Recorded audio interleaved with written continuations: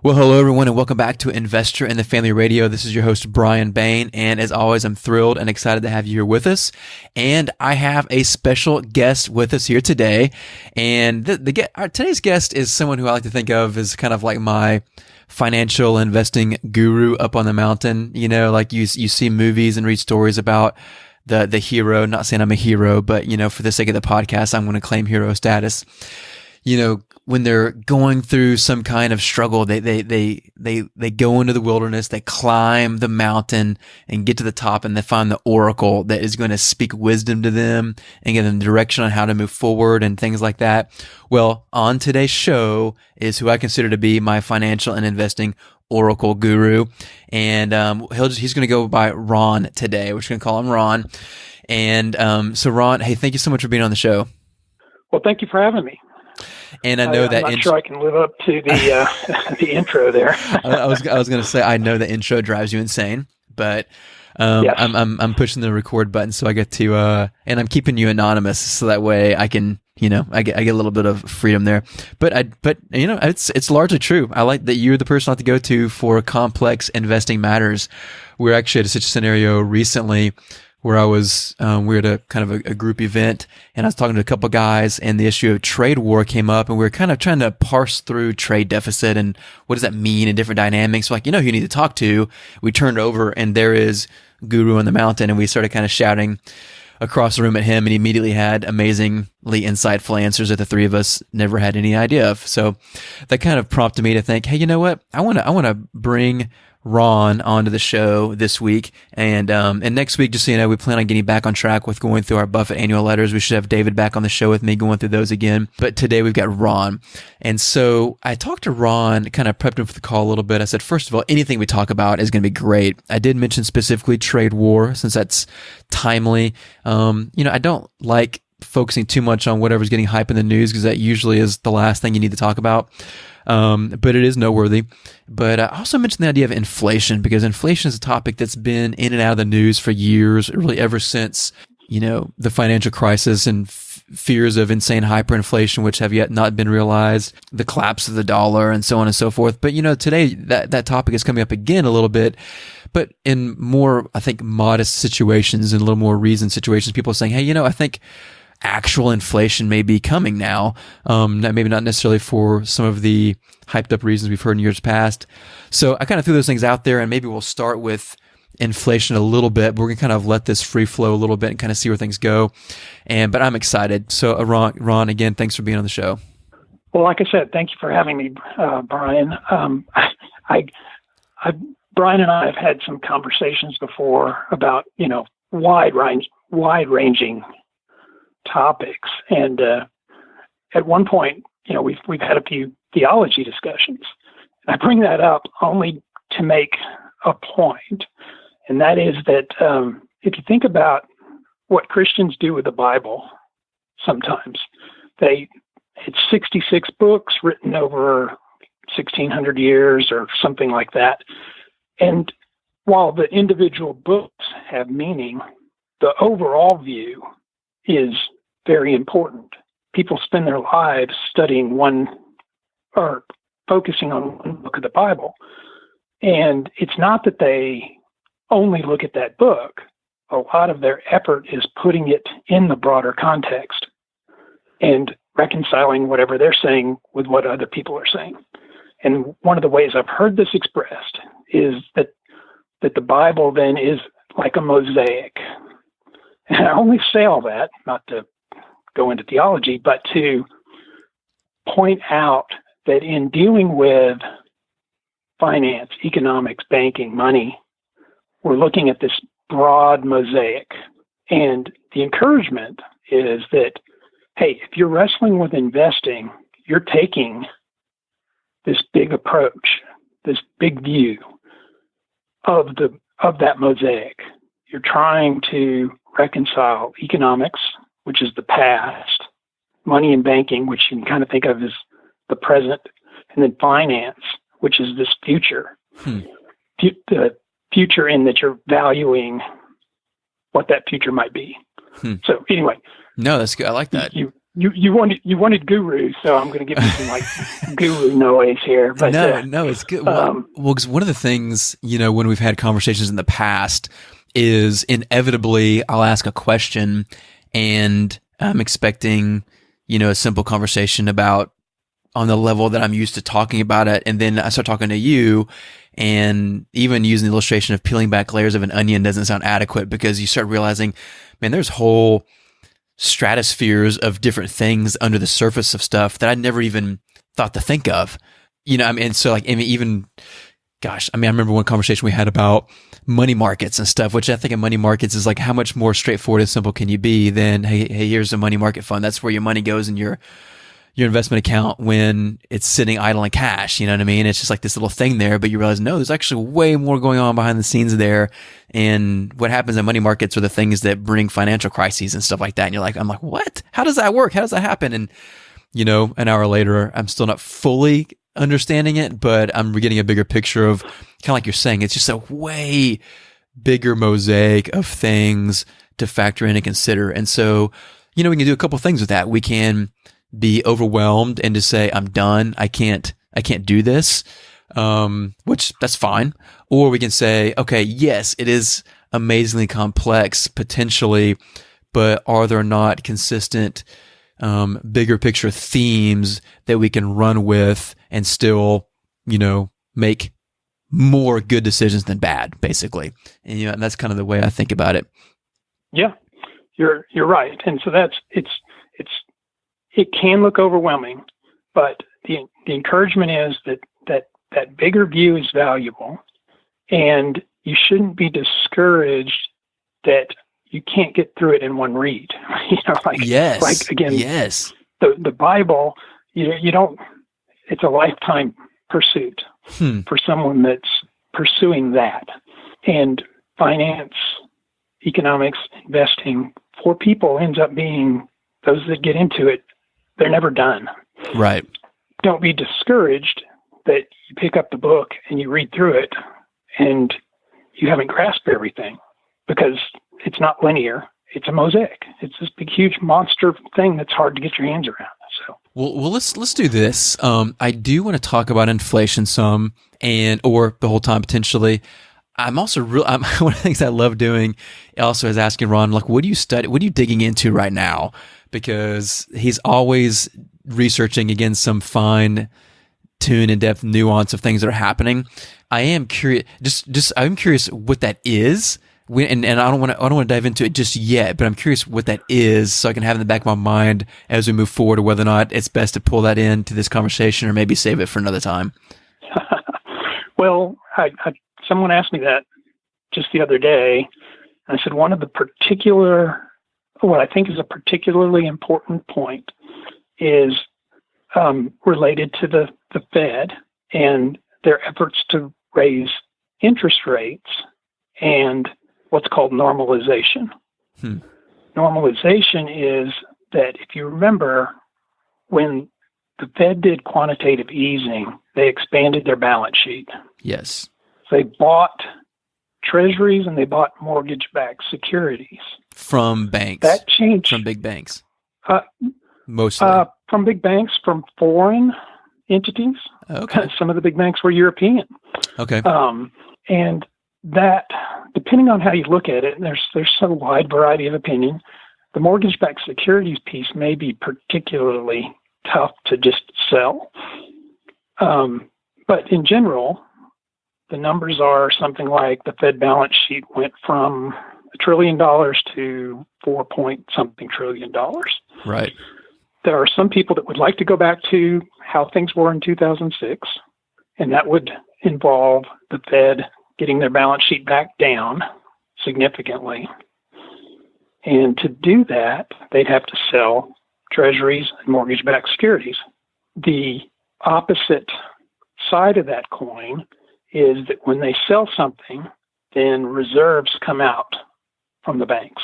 And so it's easier to show this, I hate this. This is one of these where it's easier to show this on a whiteboard. Right. But the liability of the Federal Reserve is an asset to the banks.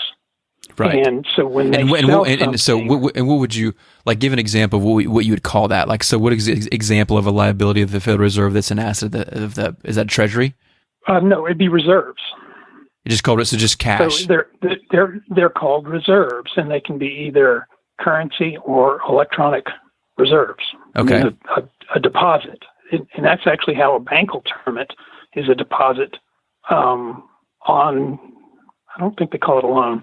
A deposit to the Federal Reserve Bank. So anyway, I think it's H.8 is the Fed, the term for the Fed balance sheet. Well, and this you can type in like, anyway, so not to get no, I say, well, I mean, but it's a great, even that is a great example of, like, again, in my mind, like, here's a simple thing, but in reality, it's there's a lot more to it. So okay, so liability. Here's the implication. If the Fed can't execute this without causing disorder, the banks have to carry certain amounts of reserves because of the regulations that they put on. Right. If the Fed starts taking those away, they have to do something. This affects the bank's capacity, balance sheet capacity, and their ability to lend, and the rates that they might charge. And so that's why this is considered tightening. And it's the other side. It's another aspect of the Fed is trying to raise rates, but if they want to drain reserves, they may be limited in how much they can do.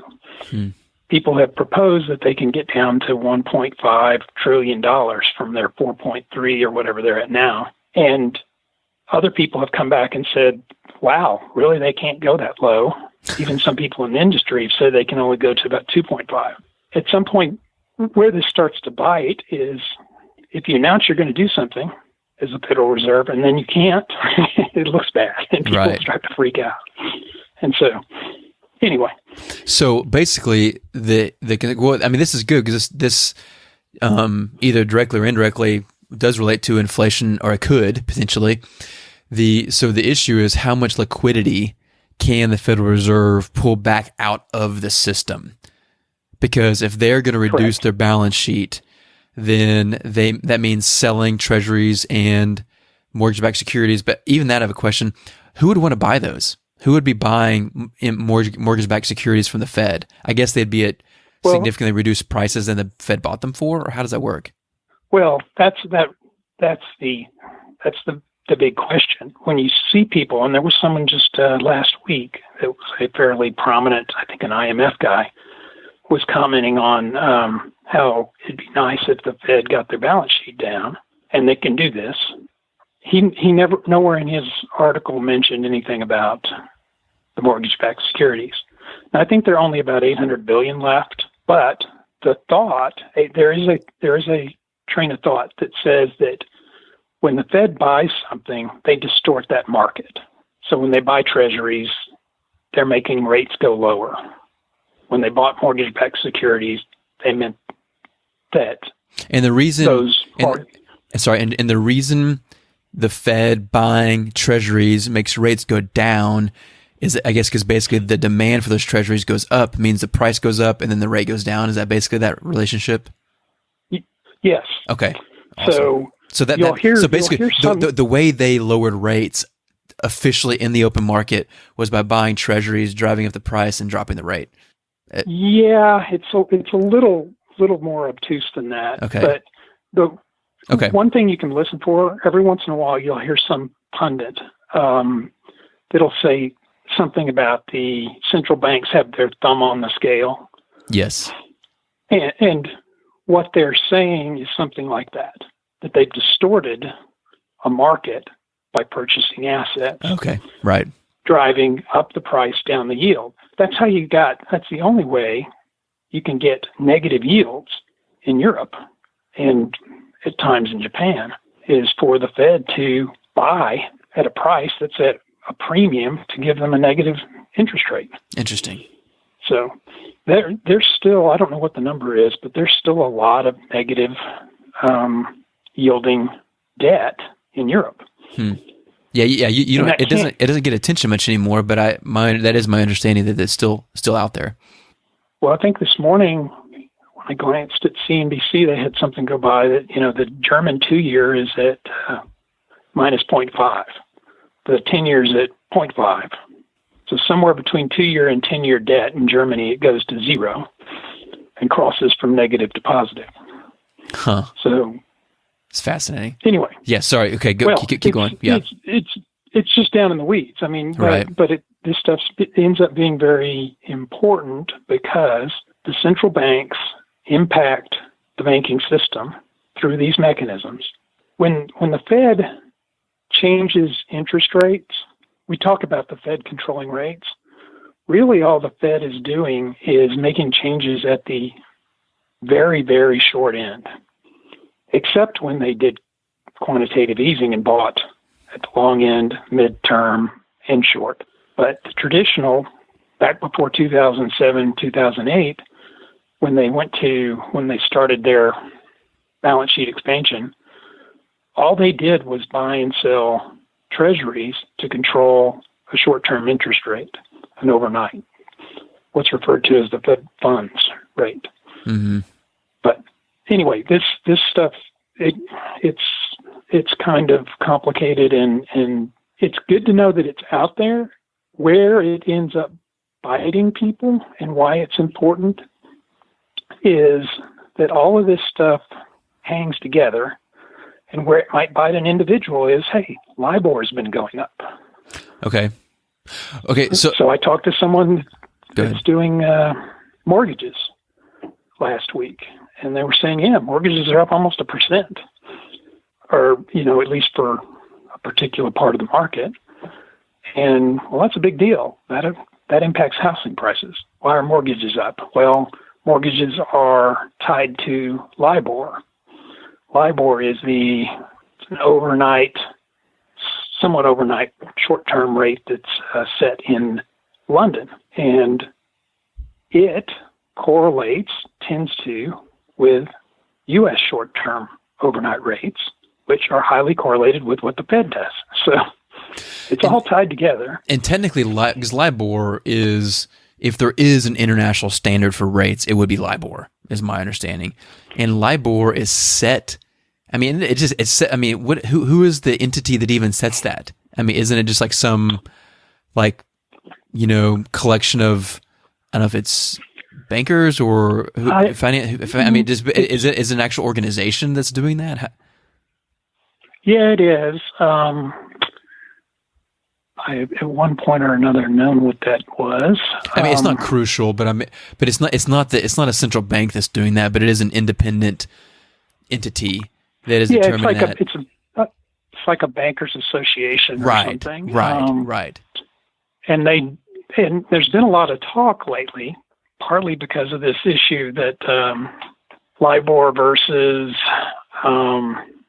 what's another one of these very complicated things, OIS, that there's a spread, and that's been going up. And spread between what? Went up between LIBOR and OIS. So what does OIS stand for? It's overnight interest rate swaps. No, overnight indexed swaps. So again, boy, you're starting to get way out into the kind of complicated minutia. Well, I mean, Go ahead. Well, I was going to say, because I think, I'll trust you to help rein in as far as some things that we may not be able to constructively address here. And it's okay if there's some things that we introduce and can't finish, because that's not a bad thing either. Because it's all about, like you said, this podcast is just about moving us forward and not about landing the plane on these super complex issues. But LIBOR, I guess a key thing with that to me seems to be that it is independently determined, not necessarily market determined. In the same way, like the Fed short-term rates are independent, they are set by the Fed, not by the market. But for longer-term rates, the Fed can influence those rates by buying or selling and driving up or driving down prices by increasing supply or demand for treasuries, for example. And so, in that way, longer-term rates remain market-driven, but short-term Fed rates and LIBOR rates technically are independently determined. Is that generally accurate? Certainly the part about the Fed and longer-term rates. I looked it up here. LIBOR is set by it's a British organization. It's the Financial Conduct Authority, FCA. And you can go to their website, fca.org.uk, and read all about it. But they're trying to actually, so LIBOR ran into problems. Right. You remember, they got caught. Some of the British banks were actually, some of the traders in some of the security arms of some of the British banks were trying to coax their compadres that would turn in numbers that would go into the calculation of LIBOR. I forget the details, but they basically were fixing that rate. So they'd put on a trade, they'd want that lower, and so they'd pass that along through some code or whatever, and LIBOR got manipulated in that regard. The current issue, and I did have a conversation recently with someone about this, the current issue is that LIBOR as a market, the markets that people would be reporting their number, like one bank would say, hey, I could loan to this other bank at 3 months at 0.5%, and that would go into this calculation. What's been happening is out past 3 months, the loans going back and forth, these interbank loans, and that's the I in LIBOR, interbank loans, that market has shrunk and shrunk and shrunk. And so one thing that they've been complaining about, these bankers, is that says, well, we don't have enough transactions to report. And so they've kind of been doing this dance, and you can find an article. There's an article out there called The Future of Libor. Actually, that's funny. I just pulled that up. Yeah, by the head of the FCA. And it's quite interesting if you can get through the minutia, because they're kind of cranky and they're kind of complaining. You know, it's like we're kind of not comfortable playing this game anymore, and so we'd like to phase this out. But we kind of have to keep doing it, and everybody has to play along, or the whole thing collapses. So what's this got to do with meaning anything? if LIBOR, if the Financial Conduct Authority stopped setting a rate for LIBOR, basically there'd be a vacuum in the markets as far as, okay, what do we base our interest rates on anymore? And in theory, you'd think something else, they'd find another peg, but obviously it's not that simple to agree upon and everything else. And in the meantime, what happens? Well, what's interesting is then, yes, there's a zillion contracts that are written. I mean, I think somebody's argued there's $200 trillion that's indexed to LIBOR across the world, around the world. 200 trillion? Various, yeah, that are of different things that are pointing at LIBOR, reference LIBOR in some way. Now, a lot of them are set shorter than that. But so a conversation I had recently with someone that's a credit analyst with a bank, and one of the things he was tasked with was looking at what language do we need to add to a bank loan, the documents that gives us an alternative to LIBOR if that becomes necessary. And they already have some language in there about discount rate. I forget the terminology, the prime rate and stuff like that. But there might be something else. And the Fed has been working on this. There's always been a little bit of discomfort with the idea that the Fed, that all this stuff was referenced to a foreign market. Right. And so there's been some effort to come up with an alternative, and you can read about that if you were really curious. The Fed's been doing something, and they started just a week or two ago publishing a alternative for people to kind of wrestle with. And trying to see here. Anyway, it's not great radio to sit here and search online while you're talking. But, it's okay. I've done it before. So tell me this. So we're talking about the Fed and their ability or inability to reduce the balance sheet and the impact that may or may not have in the markets. And then we brought Libor into the mix. How do those things, what is the connection that you see between those things? Or is there one? Well, one thing it's indicative of that was, I had no idea several years back when I kind of stumbled into some of this. Why would there even be a interest rate in London that's important for dollars? Sure. I mean, good question. It's kind of a curious thing, right? Yeah. It's when you stop and think about it, it's like, well, what's going on there? Well, what evolved coming out of the 60s, 50s and 60s, was something that's called the Eurodollar market. I've heard that before. I don't know what it is. Well, it's another one of these things where, it doesn't really get talked about a whole lot, and then you start to stumble into it being everywhere, and it's not small and insignificant. But what it points to is this idea that, again, that it's just not readily apparent that there's a lot of dollars out there, and they're not necessarily tied to the U.S. And some people go so far as to put one guy that's real interesting to read. He always puts dollars in quotes, the word dollars, because of this issue. So the number that I saw just the other day is that there are $10 trillion in assets and liabilities that are held or initiated outside the U.S. Interesting. And that are in dollar-denominated debt. So the debt on one side is a liability and it's an asset for somebody else. Right. Of that 10 trillion, 70% is totally not U.S. So neither party is U.S. Okay. So that can be a German bank can actually take deposits and dollar denominate them. Well, when you think about the idea of the petrodollar, the fact that most oil transactions globally are done with the dollar. I mean, and then you've got some current countries, I'm not sure how many, that my understanding is they've basically adopted the dollar as their currency. And when you have those situations going on, I guess it shouldn't be surprising that you have a lot of liability and asset situations dollar denominated that have nothing to do with anyone in the U.S.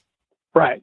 And it typically grew up over trade, hence our trade war topic, but it's enormous. And so at the time that I think in 06, 07, right before the financial crisis, the deposit number overseas was something like 8 trillion.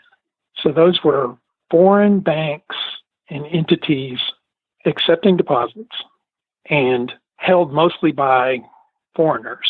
So there are $8 trillion of deposits, which are checking accounts basically. Now, overseas, they typically aren't they're not a demand deposit. They're usually a CD, a certificate of deposit. So they have at least a day duration, if not longer. This $8 trillion was within, I think in the U.S., the deposits were something like 14. So what's this got to do with anything? Well, one hand, it's really interesting, but two, when you start looking at the old monetary aggregates, part of why that all broke down was, where are the dollars? Right. Because, there's 8 trillion of them overseas, and there's 14 trillion of them over here that's deposits. Well, there's also a zillion other versions of money-like things floating around. Right. But that's a lot of why the old monetarism arguments broke down, that it's difficult to discern what is money. So basically one of the reasons why, what an example that'd be, when QE began, people talk about hyperinflation. It's like, it's not really as simple as that. Is that just an example of what you're talking about, why those theories break down? Yeah. The thought was when the Fed would purchase assets, that those reserves would go in the banks, and then the banks would lend out the reserves, and it would cause this, like you said, hyperinflation. Kind of goes back to a world that no longer existed or no longer exists, and that's some people talk about the old Jimmy Stewart banking model. The old "It's a Wonderful Life." Right. Right. In that time, banks were constrained by their reserves. So they would lend out whatever percentage based on the reserves that they could, and that was the constraint. And so with that model in hand, people were thinking that, wow, if they send all these reserves, these banks are just going to go crazy with their lending, and the lending was going to spark all this inflation. Well, the system doesn't work that way anymore. And a lot of people got bitten by that one. I think I saw, was it Paulson that lost several $billion betting against the dollar in 2009 and 10? Probably. I'm not sure. But I'd have to look that one up. But anyway, that's another one of these things. So, when I hear this, I think about, again, you mentioned, the Jimmy Stewart banking model where, things were much more simple and straightforward, as with most things over time.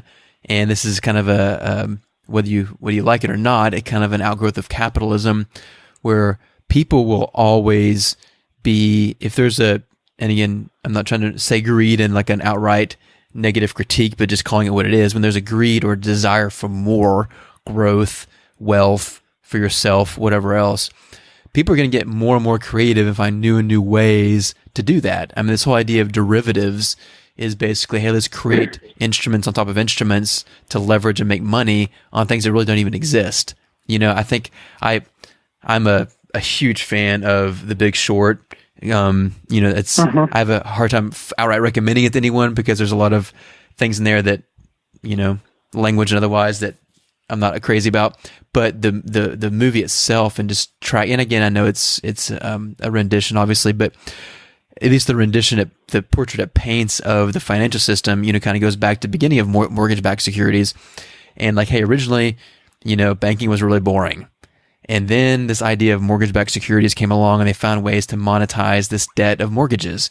And the kind of the simple picture this paints is that's when banking became huge. It was boring before, and now it's like this insanely lucrative thing, and full of giant downtown towers and billionaires and things like that, because they found ways to monetize boring stuff and create derivatives and different dynamics and stuff, if that makes sense. So it only doesn't surprise me at all to find that's been done exponentially different time and time again in other ways, to the point where the system is so complex, like you described. It's like, well, it's hard to know. Okay, so the Fed, quote unquote, prints all this money and puts it out into the banks, but it's hard to know what's happening at that point. Does that sound on track a little bit? Close? Yeah. We could go. I mean, there's long discussions to be had on what to think of quantitative easing and why it didn't produce that effect that some people thought. Reserves are another liability on the side of the Federal Reserve's balance sheet is currency, and so I think what a lot of people thought, again, hearkening back to the 30s or the 20s, was that reserves and currency are the same animal. So that's why it appears to be like printing money. Well, it's like when if I open my wallet up and I pull out $1, it's going to say reserve note, right? Correct. Correct. So is that reserve or is that currency or is that something else? Well, you're actually getting on something that I meant to go look up again, because I kind of was wrestling with this the other day. There's several different parties here. There's the Treasury, there's the Federal Reserve, and then there's the private banks. An action, one of the goals, one of the things that the Fed does is hold private money at par with currency. That doesn't just happen naturally. Back when you were under a gold standard, that was another thing that was part of their activity. And before you had a gold standard, the banks had to do it, and that's where they would get in trouble. Their deposits, people would start to perceive that an individual bank's deposits were not worth the right amount, and you'd have a run on the bank. Basically, people demanding that their deposit be converted into U.S. currency or gold. Mm-hmm. Give it to me. Right. And so the Federal Reserve System came into being to attempt to hold this all together on a national scale. Now, okay, right. Yeah, that's when everything was like all the independent banks stood alone. Okay, that makes sense. So, okay, good. Go ahead. Then the Federal Reserve was created to help kind of regulate and provide some stability to that overall banking system. And provide elasticity where needed. So one thing that happens that's a difficulty, and it's kind of the magic of capitalism, that what the banks do by creating credit, what we sometimes call making a loan, is they step in. You can think of the loan as a IOU on one side, and the deposit that they create is also an IOU. So they kind of just swap these two things back and forth. And what this does, and again, there's this kind of magic of capitalism thing, is somehow, because the banks are trusted, this allows economic activity that wouldn't otherwise happen. So having this take place prompts people to take risks, to go out and borrow money and build something that they wouldn't otherwise. And then that over time, they're converting one form of capital into another that is more profitable than what they started with. So the credit eventually gets extinguished and you have a building. That may take, there's a time difference here, and that's where again, this magic happens, whatever you want to call it, because it might be that it's not really fully realized for 20 years, but something that starts with a loan produces all this economic activity, which eventually nets out to a positive. In a sense, it's almost like an idea of something being created out of nothing economically, kind of. Yeah. So it's often referred to as alchemy. Okay. Because it does have a feel that there's nothing happening, and then I step in and I make a loan to this guy, and all the loan is creating a deposit that I give to you that you turn around and spend, and you keep this liability that's my asset that's we call a loan, and all this stuff happens, and like I said, over time, the loan gets paid down or gets paid off, and there's something there that didn't exist before. And essentially what happens every time a loan is created is that bank, quote unquote, is printing money, basically. Yeah, they're printing private money. Right. But because you have a Federal Reserve System, the private money system is held at par with the public money system. And that's a key aspect of what the Fed is doing. The elasticity piece is also important, and that's just that ability for that to expand. If they were locked into gold reserves or something that provided a fixed limit, the bank expansion would be very limited. Interesting. And I'd have to think about this a little more because it's not current in my head, but part of why the Fed came into existence was that there were these seasonal problems with the money in the system would float in New York during the summer when the people out in the hinterlands, the flyover country, wouldn't need their cash, literal cash, and that would in various forms end up in New York. Once the planting was done, the money that was used for planting or whatever would then funnel back to New York because it got a rate. It got paid a percentage. Interesting. So money on deposit then in New York was sitting there, and where did it go? Well, they had what were called call loans. Call loans were these overnight loans. What did people do in New York with call loans? Well, they would speculate, at least some people would, and the money would go into the market. And so there was this kind of pattern of all this would go until come fall, the flyover country banks would start to demand their money back because the cash was needed for planting, and for harvesting and all the activities around that. And so the New York banks would call their loans. They wouldn't let them roll over another day or another week, and money would come out of the market. Hence, this tendency for markets to crash in the fall. Huh. And so some of the biggest. Go ahead. Well, some of the biggest crashes were September and October. So downturns. So part of the idea with elasticity is how can the system find ways to absorb all those dynamics without shutting things down in the fall? And that's in that one example. How can the system flex for the needs to continue those, summer loans and things going on for speculation in this model, and also allow for the money to be available in the agricultural areas for, fall harvest or spring planting and things like that? Is that? That's just one example, but that's the elasticity is spreading to be able to absorb all of that. Whereas if you're working off a gold standard or even a physical currency standard, you can't do that because, well, there's only one, and I can hold it and I can give it to you while I don't need it, but I'm going to need it back later on. Elasticity, and removing the ruler of gold or the standard of gold then allows banks to basically start creating things out of nothing and all this, and it creates all this big economic activity.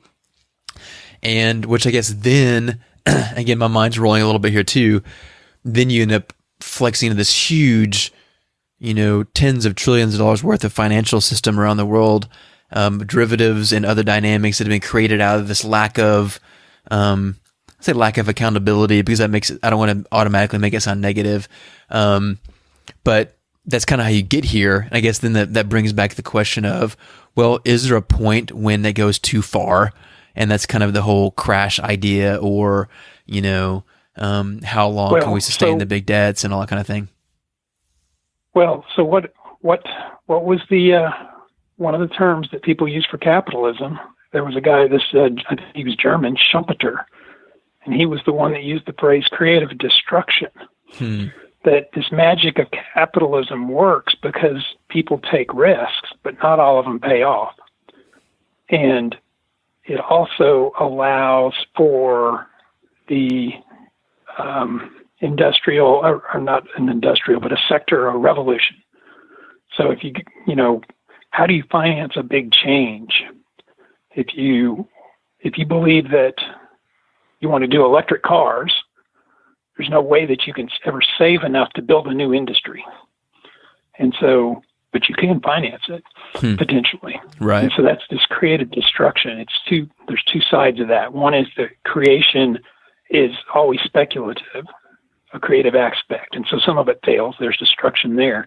The other is that we get rid of the old and the less productive, and it gets destroyed. So that again it's kind of the magic but also the curse of capitalism. And so the elasticity is great because the system expands in good times, but what they call pro-cyclic, so with the cycle, it gets ahead of itself, and then when that runs its course, then it turns the other way and starts to contract. And so that's been the pattern of ebb and flow or expansion contraction, which seems to correlate with this idea of elasticity. And what one of the good money guys is always talking, his deal is elasticity and discipline. They're always the two sides of the coin. Well, and I guess one of the arguments again against the Fed, whether it's correct or not, I'm not sure, is that with this elasticity idea of ebbing and flowing, by the Federal Reserve and other central banks around the world, intervention after the financial crisis basically prevented that ebb from happening. Basically, there should have been a contraction that took place, but in large part, the contraction that was needed to quote unquote rebalance things didn't happen the way it needed to. It was propped up, and therefore, creating a bigger and bigger bubble of sorts. I mean, that's one of the arguments out there. Again, I don't understand all the inner workings of things enough to peg that one way or the other. I'd be interested to hear your thoughts on that, and then we'll cut things off just because I'm looking at the clock and realize I've overextended the time. I've overextended the time I asked of you, and I know you're gracious to keep going, but I want to be respectful of the limits I set. So if you want to kind of give your final thoughts there, and then we'll wrap things up, and maybe we'll have a part 2 sometime. Okay. Well, I think I'm trying to think where we got to. Just that. So the idea that Fed with the financial crisis, and here's part of this problem, that when you have the crises, when you have the contraction, then there's pain. Right. Some people are more tolerant of pain than others, and politicians are always going to be with their finger in the wind as to which way to go. But people will be howling when they encounter pain, the contraction. And so the political will to put up with let's let all these bankruptcies happen is rarely common. It's, some people might see the world that way. Others that, hey, it's, why should I take pain today that I can put off till tomorrow? Right. And why this is important is that the Japanese, which their crash was in 90, I guess, and they've gone through 2+ decades of deflation and sideways, very little growth at all. They even have it as a noun. The lost decade. Oh, what is it? Japaniflation? Yeah, Japanification. Oh, okay. This idea that, and so some people have said that that's what's ahead for China. And there's a long discussion about where that might be headed. Some people have said that's where we're at right now. That's why we've had no real growth in the economy, or very little, for 10 years since the financial crisis. Because we haven't let some of those things work off. You've had the Fed step in and prop things up, keep mortgage rates low, perhaps. Maybe that's part of this effect of purchasing mortgage-backed securities, is that you get lower mortgage rates, which prompts more people to buy houses than would otherwise. But that also doesn't let house prices go down, which means that it's great for people that own one, but not for people that don't. So all this then becomes political, and you get into the very basics of human nature. And as humans, we differ greatly. There's a whole spectrum of our time preference, and I think it's kind of a goofy idea to some, but I think some of what we gravitate towards is based on that. I think some people find our monetary system as very, because they look at it and they say that it favors borrowers over savers. Well, if you're a natural saver, then you're kind of annoyed, right? Yeah. And that's the difference between people that are maybe a little more short term in their outlook and preference than people that are longer term in their outlook and preference. And you get two of those together, and they're not on the same page. They just see the world differently. Right. And it just is. But then you get 300 million of them together and call it a country, and they're going to differ a good bit. No. Show me an example of that. I don't know. It's all hypothetical. Slap my forehead. Well, this is good. So anyway. No, this is excellent. Like, I Gosh, again, my head is spinning with so many follow-up questions I want to bring, and I'm sure audience, people listening right now, either driving their cars or walking their dogs or working out, are like, ask Ron this, ask Ron this. If you do have questions for Ron, you can always email me at Brian, Brian, at investorinthefamily.com. And maybe if there's enough interest, we can bring Ron back on the show. I know I'm interested because I thoroughly enjoyed this. But Ron, thank you so much for joining us today. This has been everything I hoped it would be and more. Awesome conversation as always. And but thanks so much for being here with us. Oh, well, thank you. I appreciate the opportunity to think out loud. Well, I'm glad we can all be the beneficiaries of that. And so everyone, thanks for listening today, and we'll see you or talk to you next week. The information and opinions contained on this podcast are for educational purposes only. The information does not consider the economic status or risk profile of any specific person. The information and opinions expressed should not be construed as investment trading advice and does not constitute an offer or an invitation to make an offer to buy and sell securities.